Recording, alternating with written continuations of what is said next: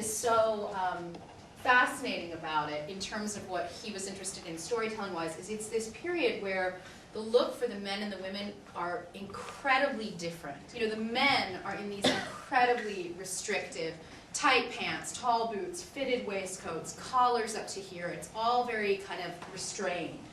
And then you have the women who, in this sort of weird fluke in this period of the 19th century, are not corseted, are in these kind of almost nightgown, you know, light gowns, and there's a real distinction between the male and the female silhouette. And there seemed to be something about that that really resonated in the idea of identity and male-female distinction.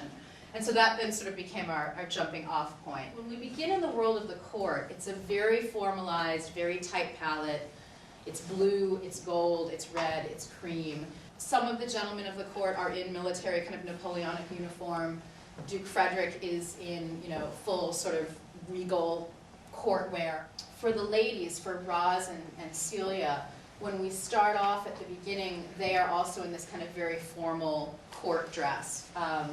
They both have these sort of velvet overgown underneath. They have these sort of fancy cream satin and beaded gowns. And then when we go to the forest and we meet Duke Sr. and his gang, these are men who are also of this world, but they've now been forced out into the elements. And the idea of that kind of men dressed, you know, for a hunting party out in the woods and suddenly being confronted with dealing with the elements.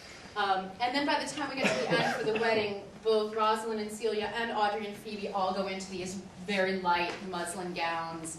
The men are all just in linen or cotton shirts and light-colored vests, so everything just sort of lightens. I think it's just a stellar cast, and I'm so thrilled and honored to get to be dressing you guys.